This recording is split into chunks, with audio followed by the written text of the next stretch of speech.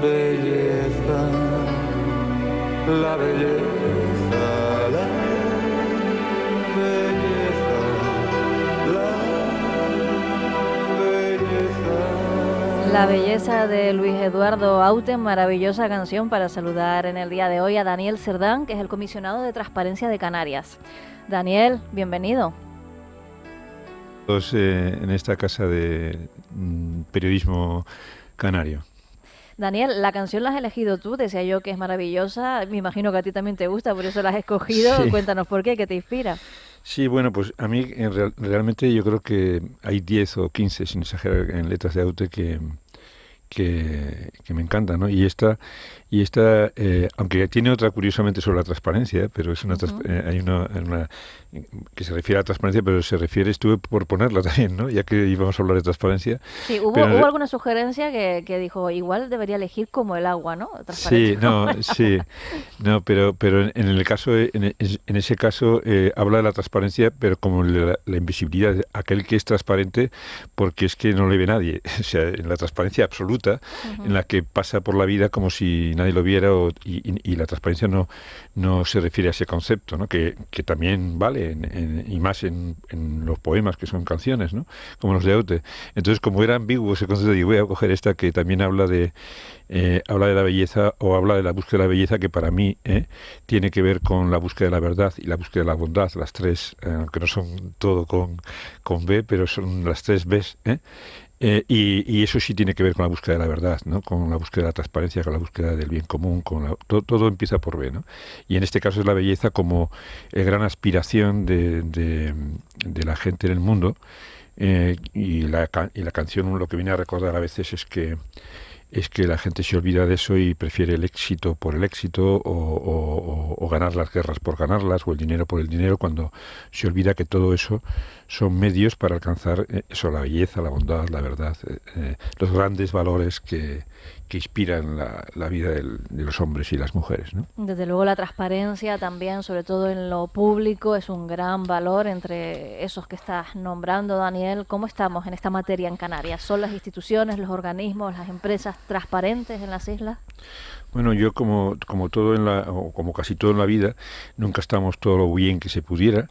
Pero por fortuna también puedo decir, después de unos años al frente de este órgano de control del Parlamento de Canarias, ¿no? Nosotros no producimos la transparencia, nosotros la controlamos, garantizamos que exista cuando se deniega al ciudadano. De eso podemos hablar. A mí me gusta siempre hablar un poco de nuestra función más adelante, porque como somos una institución, digamos, la más joven del armazón autonómico, pues no siempre los ciudadanos la conocen y la usan como pudieran, pero respondiendo a tu pregunta, diríamos que estamos bien en el ámbito de la transparencia activa, lo que se llama la publicación de las obligaciones informativas que los ciudadanos, que las administraciones, y no solamente las administraciones, también las empresas y ONG subvencionadas tienen en sus portales web, en sus portales de transparencia. Estamos bien ahí, estamos en notas en el sector público ya superiores al notable, como media, ¿no? Hay muchos que sacan ya 9 y 10. En el sector privado, donde controlamos desde hace menos tiempo, desde hace solamente 3 años, ahí están casi raspando el aprobado en lo que son las empresas subvencionadas y ONGs, pero están progresando cada año, espero que bien, ¿no? Y donde más es eso, diríamos, en lo que es las obligaciones de publicar información pues por ejemplo, los sueldos políticos, que a la gente le suele interesar, los contratos, las subvenciones, las leyes que les regulan, todo lo principal de cada institución, las obras que realizan. Pero donde estamos más flojos es en la respuesta a los ciudadanos cuando preguntan a las administraciones por cualquier tema administrativo que las administraciones están obligadas a dar, y ahí es donde hay todavía, para que se haga una idea así aproximada, yo calculo que en estos últimos, desde que está la ley de transparencia en marcha en el año 2015, pues habrán producido unas 18.000 preguntas a las 198 administraciones canarias. Porque es muy importante lo que estás diciendo, la ciudadanía puede jugar un papel también fundamental, pidiendo información, sí, exigiendo información, porque es un derecho para ellos. Exactamente, además, no solamente para entender, o sea, no solamente como un derecho que les facilita una información que para ellos es rica o interesante, ¿no? Que sé yo, los sindicalistas analistas, pues por ejemplo, los expedientes completos, por poner un ejemplo, de concursos de oposiciones públicas, etcétera, ¿no? Donde a veces pueden tener una cierta desconfianza de si se ha juzgado bien o no se ha juzgado bien, o cualquier cuestión, ¿no? O un contrato, sino que además, como siempre me gusta recordar, cuando las administraciones, los servidores públicos en general, no solamente los políticos, los funcionarios, se sienten observados o se sienten que les pueden preguntar por algo, ese algo lo van a hacer mejor. Es decir, siempre repito el mismo ejemplo, es decir, cuando nosotros nos miraban nuestros padres cuando éramos pequeños o nos miraba el profesor, siempre cuando sabíamos que podíamos ser observados, nos comportábamos mejor. Bueno, pues el sector público, que maneja prácticamente 4 de cada 100 en España, o en Canarias 3 de cada 100 euros que se generan cada año y que se producen y que se gastan, pues bueno, funciona mejor cuando se sabe que puede ser mirado, no solamente por el Parlamento o por la audiencia de cuentas o por una intervención de una institución, sino cuando sabe que cualquiera de los 2.200.000 canarios, porque ahí, fíjese, para preguntar ni siquiera hace falta ser mayor de edad, o sea que un chico de 14 lo puede hacer también.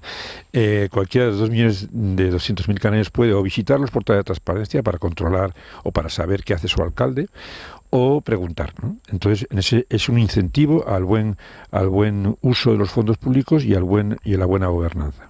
Según datos que publican ustedes, solo 10 ayuntamientos de las islas suspenden en transparencia y la media es de notable. ¿Son las instituciones que mejor se portan en transparencia, que mejor lo hacen o no, o el resto también? Yo creo que son los cabildos, le comento. Los cabildos prácticamente están todos por encima del notable y lo que es más importante, no tienen, después de un programa que hicimos, acabamos este año de monitorización del cumplimiento del derecho de acceso, los cabildos en este momento no tienen ni una sola pregunta pendiente de no contestar a los ciudadanos. Es decir, cuando no les han contestado y los ciudadanos han venido al comisionado fácilmente, no es que han venido a nuestra casa, sino han entrado en su portátil o ordenador, han venido a nuestra web y han presentado una reclamación en 2 minutos, como yo digo, y gratuita, casi siempre han respondido. Cuando no lo han hecho, les hemos insistido para que lo hagan y en este momento no tienen ninguna pendiente. En ese sentido, los 7 cabildos, no solamente digo que están bien, son los mejores en Canarias, sino que que muy posiblemente en ninguna otra comunidad, al menos pluriprovincial, se dé esa circunstancia, ¿no? El gobierno de Canarias en general en transparencia activa está bien. Lo que ocurre es que hay 4 o 5 consejerías que no están al día, como les decía, en los cabildos, porque no han respondido a todas las preguntas que se le hicieron en estos últimos años. Y yo espero que de todas formas en este momento pues se progrese. Y por último, y esta es una novedad de este año, el comisionado en mes de marzo resolvió también intervenir en aquellas preguntas que el gobierno anterior no respondía a los parlamentarios de la oposición. Y esto lo hizo con carácter también singular y avanzado, porque hasta este momento solamente en Cataluña y en Navarra se había producido esa disyuntiva y habían acogido, y por lo tanto podemos decir que va a ser esta la tercera comunidad en la que incluso no solamente concejales de la oposición o consejeros de cabildo de la oposición, sino también diputados que no vean satisfactoriamente contestadas sus preguntas por parte del gobierno, puedan acudir al comisionado para garantizar ese derecho de acceso a la información. Tenemos nuevo gobierno de Canarias, tenemos también nueva presidenta del Parlamento Regional, Astrid Pérez. Usted se ha reunido ya con ella. Sí. ¿Con qué objetivos? ¿Cómo se presenta la legislatura que ahora comienza?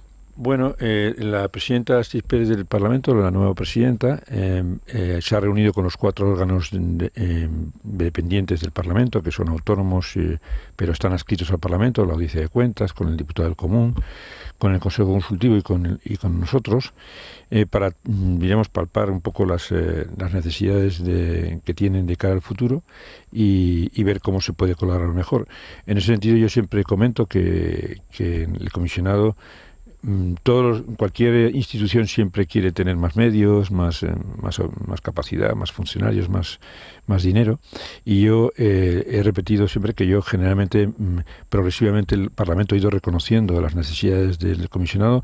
Me comparo con otros consejos y veo que nosotros en Canarias estamos mejor que en general que la media, y lo reconozco, pero solamente nos falta, digamos, estar mejor en en disponibilidad espacial, ¿no? Que no tenemos, que estamos muy esquinaditos, en 100 metros cuadrados estamos comprimidos todos, y eso espero que sea la buena nueva de esta legislatura para el comisionado, que por fin tengamos un espacio compacto en el que todos los 10 personas que trabajan en el comisionado puedan trabajar juntas, que están dispersas, pero por lo demás con el Parlamento mantenemos una franca y beneficiosa relación en general. ¿Hay alguna asignatura pendiente, algún organismo, empresa pública, institución que sea más reticente y que todavía le cueste rendir cuentas en materia de transparencia?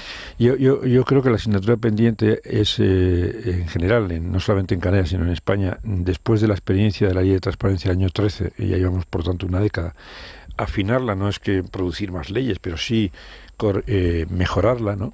Y eso no debía de costar tanto tiempo, y lo mismo que ocurre con la Canaria, que también ya después de la experiencia de estos años merece la pena ajustarla, y creo que el ajuste más importante tiene que ver con el déficit que señalaba antes. ¿Qué pasa cuando aquellos que no responden no lo hacen? ¿Qué pasa cuando ni siquiera responden cuando el comisionado lo establece?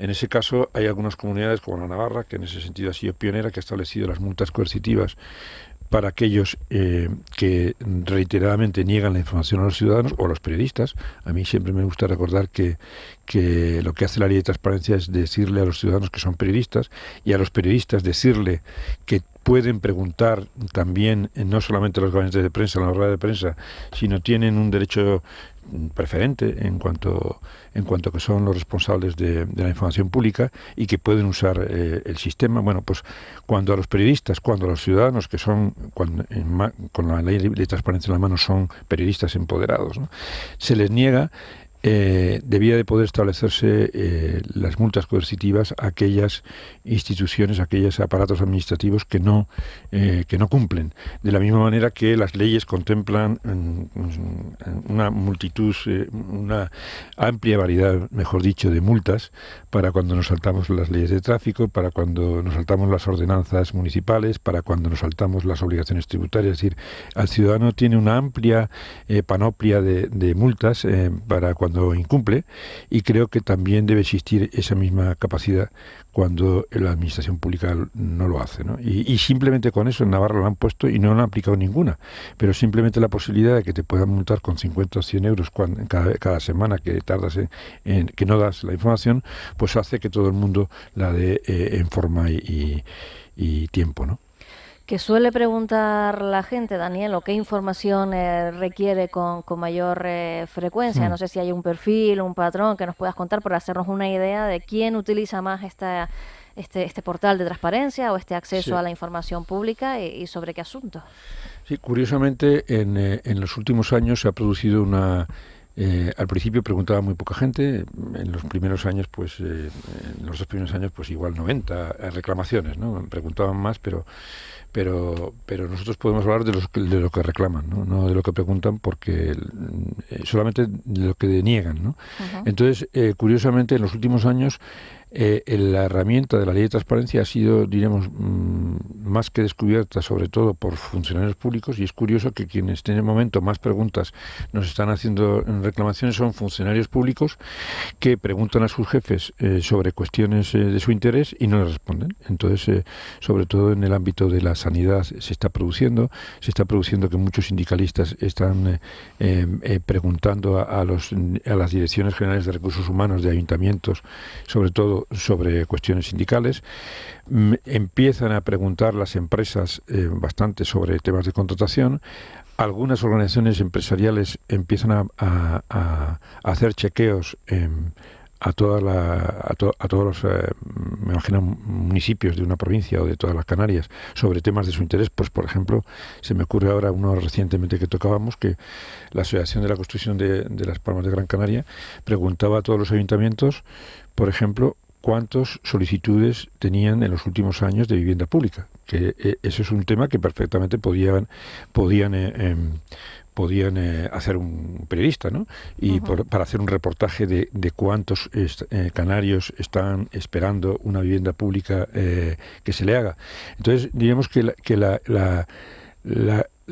la tipología de preguntas es infinita. O sea, un periodista ha preguntado reiteradamente, pues bueno, pues las campañas informativas de cabildos o del gobierno de Canarias, cuánto se gasta en campañas informativas. Es decir, las preguntas pueden ser infinitas y tienen la ventaja además de que cuesta nada, cuestan nada económicamente y en tiempo 5 minutos, y lo único, eso sí, que tienen que esperar un mes a que les respondan, y si no les responden, entonces acudir al comisionado, que más o menos entre 2 y 3 meses produce su resolución, que es un poco una resolución parecida a la que puede ser sin la fortaleza de un juez, pero sí una resolución parecida a la que puede emitir un juzgado, ¿no?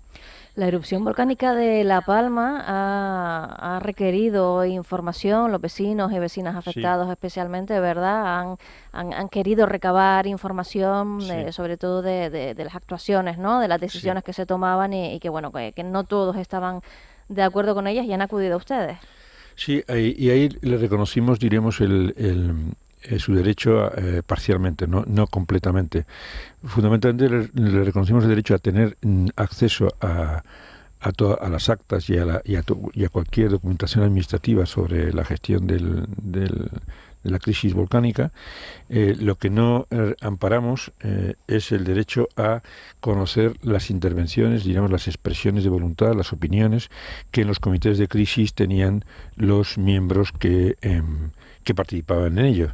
Y ello por una razón fundamental, y es que si alguien, cuando está en una reunión de ese estilo, además con alta presión de todo tipo, sabe que en cualquier momento lo que opine, cuando digo alguien, es vulcanólogos, expertos en seguridad, es decir, todo el conjunto de especialistas que participan en esos comités, que a los pocos días cualquier cosa que diga allí va a poder ser no solamente entregada una vez que lo tiene el reclamante, pues publicada en cualquier medio, seguramente igual no es tan franco, ni tan llano, ni tan arriesgado en sus opiniones, y dice, mira, por si acaso me equivoco, mejor me callo la boca. Con lo cual, un comité de expertos en las que con las personas, diríamos, limitadas o miedosas de que si hablan algo pueda luego saberse y por lo tanto pueda luego volverse contra ellos, pues dicen, mira, me quedo callado, y el debate interno sobre qué hacer